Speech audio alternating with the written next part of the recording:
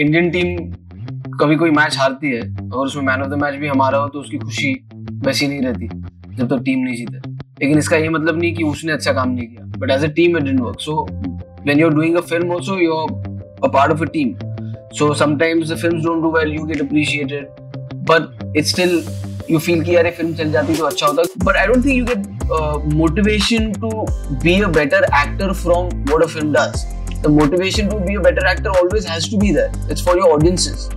Because at the least what you can do if the film didn't work is that they enjoyed you. और गुजराती तो मेरी mother tongue है, पर entertainment का तो कोई लैंग्वेज होता ही नहीं होता है। सो जब एक मेकर कोई भी कृति बनाता है अपनी, तो डेफिनेटली वो यही सोचता है कि कितना एंटरटेन कर पाएगा वो। नमस्कार, आप देख रहे हैं हिंदुस्तान और मैं हूं अविनाश पाल। आज मेरे साथ मौजूद है एक ऐसा कलाकार जिसने सुपरस्टार बनकर ऐसा गोलमाल किया कि हम सभी उसके मलंग हो गए।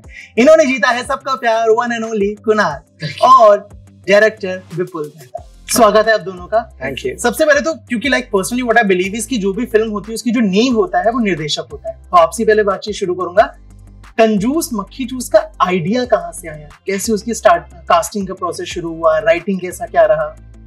राइटिंग बहुत ही इंटरेस्टिंग रहा क्योंकि एक फैमिली फिल्म बनानी थी और एक ऐसा किरदार कि जो लोगों उसे रिलेट कर पाए, ऐसे ना कि हाँ हर माँ बाप बोले बेटा ऐसा होना चाहिए, हर बीवी बोले पति ऐसा होना चाहिए, हर बेटा बोले कि अरे यार पापा ऐसे होने चाहिए, या पड़ोसी बोले कि हाँ यार ऐसा एक पड़ोसी हमारे साथ होना चाहिए, पड़ोसी तो मैं भी डिजर्व करता हूँ। सो ये और वो जो किरदार है वो चाहे कैसा भी हो, कंजूसी करता हो, पर सबको हमेशा साथ में लेके चलता है, परिवार को जोड़े रखा है उसने हमेशा। तो वो बड़ा इंटरेस्टिंग प्रेमाइस था मेरे लिए। और आज जैसे जितने डार्क कंटेंट आ रहे हैं उसमें डेफिनेटली हर कोई चाहता है कि एक फैमिली फिल्म देखे, एक हल्की फुल्की एक कहानी जो पूरे परिवार के साथ बैठ के आप। अनफॉर्चुनेटली काफी कम हो गया ऐसा कंटेंट। एग्जैक्टली। तो कुणाल मुझे हमेशा कहता रहता है कि इतना फोटे इतना जॉनर है तो इसको पकड़ के रखना। तो और मैंने काफी प्लेस किए हैं। तो कैसे गुजराती ऑडियंस तो ऐसी होती है कि भाई एक साथ 1000 लोग जब भाईदास में बैठे हैं उनको एक साथ हंसाना, एक साथ रुलाना लाइव में, तो ये बहुत ही डिफिकल्ट टास्क है। तो वहां से थिएटर से ट्रेनिंग बहुत अच्छी हुई है। मतलब जो भी नींव है मेरे करियर की या जो भी है वो that's because of the theatre today. तो वो मेरे लिए आसान था इस कैरेक्टर को एक फैमिली के साथ ढालना। और फिर जैसे एक्टर्स जुड़ते गए, पहले कुणाल आया फिर श्वेता, तो एक्टर्स भी बहुत टेबल पे बहुत कुछ लेकर आए, बहुत कुछ प्रोसेस में इन्वॉल्व हुए। तो ये एक ऐसा होता है कि जब एक आप कोई भी परिवार हो तो कोई भी विपदा आए या कोई अच्छी सी बात हो तो सब साथ में जुड़ के चलते हैं। So this was like a family on set also, कि सारी चीजों को हम लोग जोड़ते चले गए। एंड टुडे 24 को वो जो जुड़ना है वो सामने, और सब ऑडियंस भी जुड़ जाएगी, I am sure about it. बिल्कुल जुड़ेगी। कुणाल, आपका जो कैरेक्टर है, जो ट्रेलर देखा हमने, मैं लिटरली बहुत रिलेट कर पाया कि वो ऐसे टूथपेस्ट को बिल्कुल उससे निकाला जा रहा है, या भिंडियां इनफैक्ट पर पर्सन 2 ही आ रही हैं। तो रियल लाइफ में कुणाल क्या है? कुणाल कंजूस है कि नहीं यार बॉस है अपने पास? देखो, किफायत और कंजूसी का जो फासला है ना उसके बीच में गई हूं मैं, क्योंकि वेस्टेज पसंद नहीं है। ऐसा भी नहीं हो कि भाई आप घर पे आए तो 2 भिंडी में हो गया आपका पेट भर गया।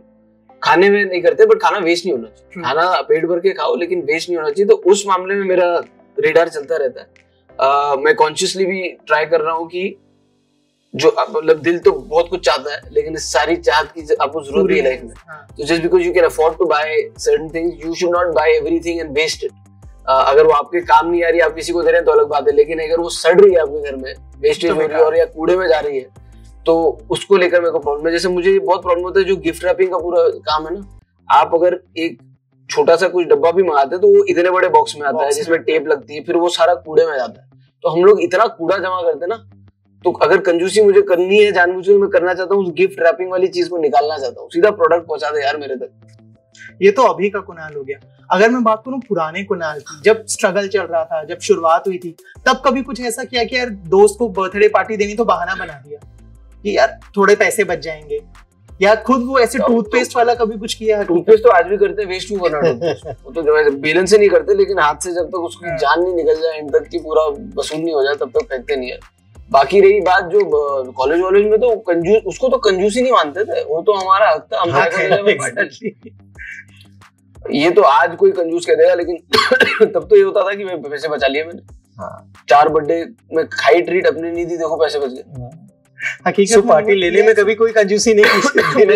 नहीं तो किस्मत भी थोड़ी उसमें, तब बहुत बुरा लगता था, लेकिन आज ऐसा लगता है कि मेरा बर्थडे 25 मई को आता है, जब छुट्टियां, तो क्या करूं, कोई है ही नहीं, किसको दूं पार्टी।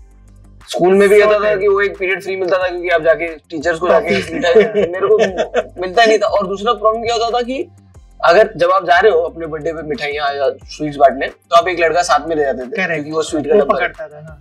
तो मुझे वो भी नहीं मिलता था, क्योंकि मेरा बार्टर ही नहीं था। बोले तेरे को मैं ले जाऊंगा, तू तो ले जा नहीं पाएगा, तेरा तो छुट्टी में आता है। तो मैं तो महरूम रह गया काफी चीजों से। बिल्कुल, अगर आपकी बात करें तो सिर्फ डायरेक्शन ही नहीं, राइटिंग भी, एज अ प्रोड्यूसर भी आपने काम किया। आपको सबसे ज्यादा ऐसा चैलेंजिंग क्या लगता है कि अविनाश लिखना ज्यादा मुश्किल है या डायरेक्ट करना ज्यादा मुश्किल है?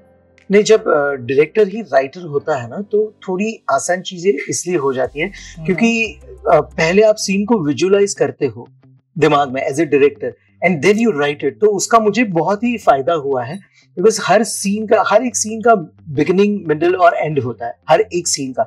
सो एज अ डायरेक्टर अगर मैं ये चाहता हूँ कि मेरे को इस किरदार को यहाँ लेके जाना है, तो वो मुझे बहुत हेल्प होता है एज अ राइटर, कि मेरा बिगिनिंग कहाँ है, मिडिल कहाँ है सीन का, और एंड कहाँ है, फिल्म का बिगिनिंग कहाँ है, इंटरवल कहाँ है, एंड कहाँ है। सो राइटर डायरेक्टर होने का ये काफी अच्छा फायदा है उस हिसाब से। और ये कैसा था, प्ले था तो कंसेप्ट था ही हमारे राइटर विनोद सरवैया का, फिर मैंने स्क्रीन प्ले लिखा और मेरी जो टीम थी प्रार्थी और अभिनय, तो हमने सबने मिलके डायलॉग्स किए। So it was a team work, but at the same time मैं काफी थॉट्स में अगर क्लैरिटी होती है तो काफी चीजें बहुत सुलझ कर आ जाती है। जैसा आपने बताया कि आपका जो बैकग्राउंड है वो गुजराती रहा है, जब हिंदी ऑडियंस के लिए कुछ बनाते हैं तो आपको लगता है कुछ फर्क होता है कि अगर like we are making something for Hindi audience तो थोड़े चेंजेस ऐसे करने चाहिए, नहीं करने चाहिए? नहीं, वैसा तो नहीं है। मैं I am born and brought up in Mumbai itself, मतलब, और गुजराती तो मेरी मदर टंग है, पर एंटरटेनमेंट का तो कोई लैंग्वेज होता ही नहीं होता है। सो जब एक मेकर कोई भी कृति बनाता है अपनी, तो डेफिनेटली वो यही सोचता है कि कितना एंटरटेन कर पाएगा वो। तो वो एंटरटेनमेंट, अगर मैं गुजराती फिल्म भी बनाता हूँ तो मैं तो यही चाहूंगा कि मराठी लोग भी देखें, हिंदी लोग भी देखें। तो वो ऐसा कोई होता नहीं। और आज रीजनल फिल्म का भी मार्केट इतना बड़ा हो गया है कि काफी, जैसे कंतारा जैसी फिल्म इतनी पॉपुलर हो गई, इतनी चल गई। सो लोगों को कंटेंट अच्छा देखना ही है। सो वो मैंने ये नहीं सोचा था कभी मैं हिंदी ऑडियंस के लिए बना रहा हूँ। तो एज अ मेकर मैं हमेशा अपनी स्टोरी, अपने किरदारों के साथ हमेशा ऑनेस्ट रहा हूँ। तो वो लैंग्वेज वाली बात तो कहीं पे हर्डल थी ही नहीं।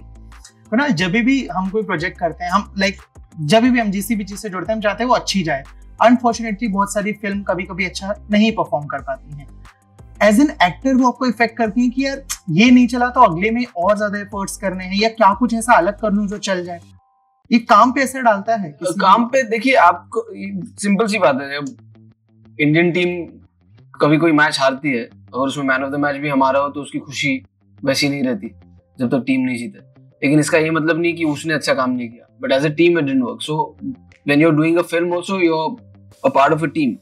सो sometimes the films don't do well, you get appreciated, but it's still you feel कि यार ये फिल्म चल जाती तो अच्छा होता, क्योंकि अनलाइक क्रिकेट, यहाँ पर तो अगर फिल्म चलेगी तभी जो लोग जुड़े हैं उनका आगे का फ्यूचर सिक्योर होता है, and you do better in life and all of that. So but I don't think you get motivation to be a better actor from what a film does.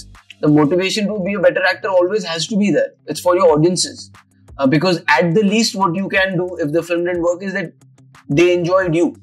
So motivation comes from there. So I don't choose my work because क्या चलेगा ये किसी को पता होता तो कोई picture flop ही नहीं होती लाइफ में, ना किसी एक्टर की कोई फ्लॉप होती, ना किसी डायरेक्टर की। आई थिंक इंस्टिंक्ट पे चलते हैं लोग, उस वक्त जो उन्हें अच्छा लगता है, जो उन्हें समझ आता है वो करते हैं। कभी वो चल जाती, कभी नहीं चल जाती, कभी कभी बुरी फिल्में बहुत अच्छी चल जाती है, कभी कभी बहुत अच्छी फिल्में नहीं चलती। तो ये हमारे हाथ में नहीं, हमारे हाथ में सिर्फ अपना काम है और उस पर हम काम करते हैं। ठीक है, आपको 2006 में कलयुग के लिए stardust award for superstar of tomorrow मिला था। तो आपको लगता है वो जो अवार्ड था, या जो उससे जो लोगों को एक्सपेक्टेशंस थी आपके, उस पे खरे उतरे हैं? मुझे नहीं पता यार, उसमें सुपरस्टार ऑफ टुमारो बोला, मैंने टुमारो एक सुपरस्टार करके पिक्चर बनाई जो मेरी लाइफ की पहली फ्लॉप थी बॉक्स ऑफिस पे, लेकिन प्यार भी मेरे को सबसे प्यार भी बहुत मिला। करेक्ट, उसके गाने आज भी मैं तो सुनता हूँ। करेक्ट, नहीं तो मैं वही बोल रहा हूँ कि फिल्म की बॉक्स ऑफिस सक्सेस या फेलियर से उसके प्यार और इज्जत का कोई लेना देना नहीं है। सही बात, नेसेसरीली। क्योंकि मैं कोई बहुत बड़ी बड़ी फिल्मों के नाम लूंगा परसेंट पैसे कमाए हैं, लेकिन आप बोलोगे अरे बाप रे ये ना तो देखने लायक थी या जो भी थी। सो मुझे प्यार हमेशा मिला है, टच वुड। फिल्म चली हो नहीं चली हो, फिल्म अच्छी लगी हो नहीं लगी, मुझे हमेशा क्रिटिक्स का ऑडियंसेस दोनों का प्यार मिला है, और वही मेरे लिए पेट्रोल डीजल या जो भी कह लें, इलेक्ट्रिक आज वर्ल्ड बदल रहा है, मेरे लिए वो काम किया मेरा इंजन चलाने में। ये आई थिंक काफी दुखद है कि राजू जी के लिए हमें एज अ पास्ट टेंस बात करना पड़ रहा है। If I am not wrong, ये उनका आखिरी प्रोजेक्ट है जी। तो उनसे जुड़ा कोई इंसिडेंट शूटिंग सेट पे या कुछ ऐसा जो आप शेयर करना चाहें? देखिए मेरे लिए तो मैं तो बहुत खुश था जब मुझे पता चला कि राजू जी इसमें वो किरदार निभा रहे हैं, क्योंकि वो एक्चुअली फिट भी बैठता था उन पे। और उन्होंने बहुत अच्छा किया भी है। एग्जैक्टली मैं आई थिंक जितना हमने सोचा था उससे अच्छा ही किया, क्योंकि वो भी आए थे एक नई भूख लेकर सेट पे कि यार मेरे को कुछ अलग करना है, इसको ऐसे करें वैसे करें। और हमारे जितने भी सीन्स थे, मुझे याद है जब हम सेट पे भी रिहर्सल करते थे, बहुत गर्मी थी, हम जब लखनऊ में शूट कर रहे थे, एंड आई कुड सी कि इतने पसीने में थे ना वो। तो मैंने भी उनसे कहा राजू जी बैठ के नहीं यार इसको पहले पकाते हैं फिर रेस्ट करते हैं। और इतनी एंथुजियाज्म, इतनी मोटिवेशन से प्रोफेशनली काम करना, उसके बाद जब हम बैठे हो वेट कर रहे हो किसी चीज का, जिस तरह से वो कहानियां सुनाते थे या बातें बताते, इतना मजा आता था उनसे बात करने में। I really would have loved to watch this film with him. It's unfortunate कि वो ये काम नहीं देखेंगे अपना, लेकिन ये दुनिया देखेगी उनका काम, और they will remember him as fondly as they remembered him before.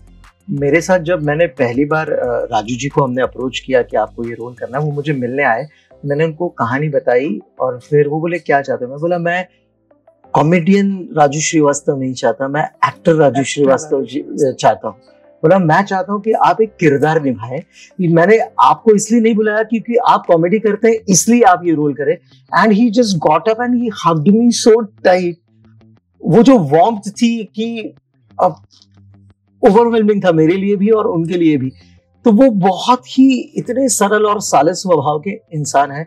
कभी मतलब उनके सीन हुए ना हुए, कभी उनकी आवाज नहीं सुनाई देती थी, अरे इतने बजे 2 बजे से बुलाया है 7 बजे तक, कोई बात नहीं, इतनी ईज्ड आउट और माहौल इतना खुशनुमा बना के रखते थे वो सेट पे। So definitely we are going to miss him very much. Industry भी उन्हें मिस करेगी। We all gonna like we are already missing him. Yeah. तो इस प्रोजेक्ट के बाद तो आई थिंक और यादें ताजा हो जाएंगी उनसे जुड़ी। ठीक है, अच्छा इसके बाद और कौन से प्रोजेक्ट्स हैं जहाँ पे हम आपको देख पाएंगे? इसके बाद एक और शो है Amazon का जो later this year it should be out. उसके अलावा मेरी अपनी फिल्म है जो जिसपे अभी पोस्ट प्रोडक्शन का काम चल रहा है। सर इसके बाद और आपके कौन से projects? I am just doing a good एक बायोपिक हमारे गुजरात की जो फर्स्ट फीमेल बूटलेगर थी, उसके ऊपर एक फिल्म करने जा रहा हूँ। और one more film is just in the pipeline, so it should get finalised in 7-8 days and I will be doing one Gujarati film for sure very soon, because वो मेरी मदर टंग है। और मैं इतने सालों सीरियल से भी जुड़ा रहा, पर हमेशा एक गुजराती प्ले करता ही रहा हूँ, साल में 2 या 3। तो वैसे मेरा एक ये रहेगा कि मैं अपने लैंग्वेज की एक फिल्म हमेशा करता रहा हूँ, क्योंकि ये एक ही जरिया है आज की यंगस्टर को अपनी मातृभाषा से जोड़े रखने का। बिकॉज वो लिखना पढ़ना तो सब गुजराती बहुत ही दूर हो गया है, स्कूल्स में नहीं रहा है। सो मुझे लगता है फिल्म या ऐसे ही माध्यम है जहाँ पे ये भाषा जीवित रहेगी। तो definitely I would love to do one Gujarati film very soon. Great. तो फिलहाल तो हम सब एक्साइटेड हैं 24 मार्च के लिए, क्योंकि आ रहा है कंजूस मक्खी चूस। Great. So thank you so much हमारे साथ जुड़ने के लिए और ढेर सारी बातचीत के लिए। Thank you. हाय, मेरा नाम है कुणाल खेमू और हिंदुस्तान देखते रहो हिंदुस्तान। हाय, मेरा नाम है विपुल मेहता, हिंदुस्तान देखते रहो हिंदुस्तान।